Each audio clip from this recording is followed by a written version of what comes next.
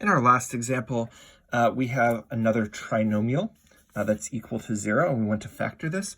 But this time, a does not equal 1, and there's no greatest common factor. And so we need a new method to be able to solve this.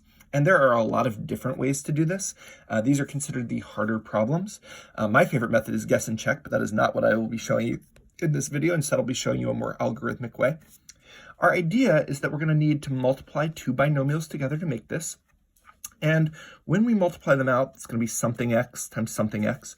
When we multiply them out, we will get something x squared plus something x plus something x plus a constant.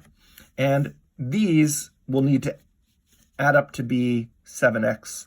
This will be 2x squared, and this will be 5.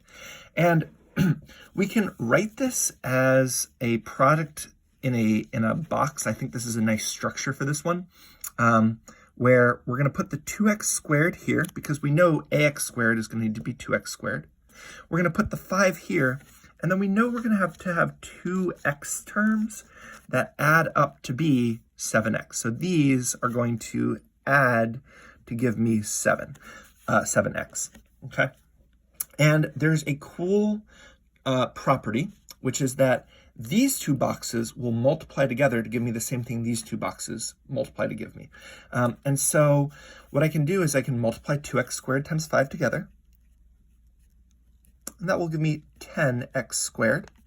And this comes down to a similar structure to what we used last time, where we're looking for what multiplies to make 10x squared and what adds to be 7x. So we're looking for what adds to be 7x because that's what we want these boxes to do. We want them to add up to be 7x. And we know they'll also need to multiply to be the same thing these multiply to be. And so I start with the coefficients. What two numbers multiply to make 10 that add to be 7? So that is 5 and 2.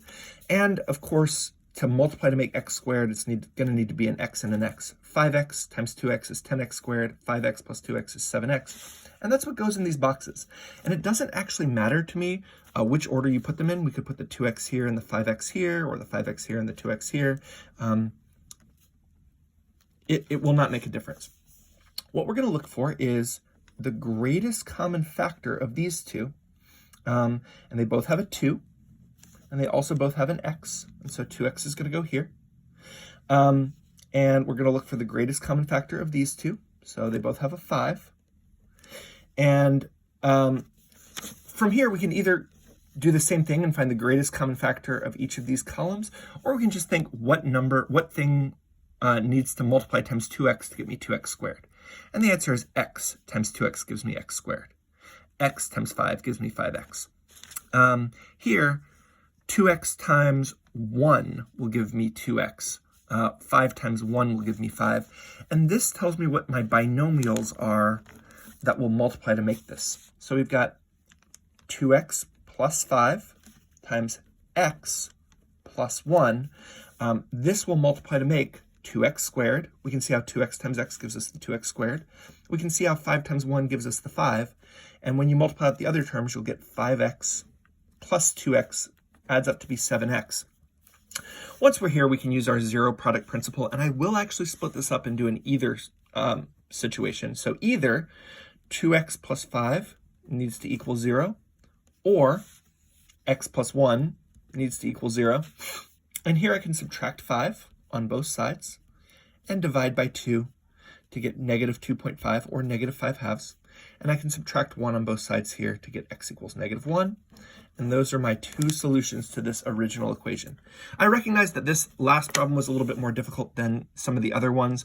And there are other techniques that can solve it also, and all of them require more steps than the other problems.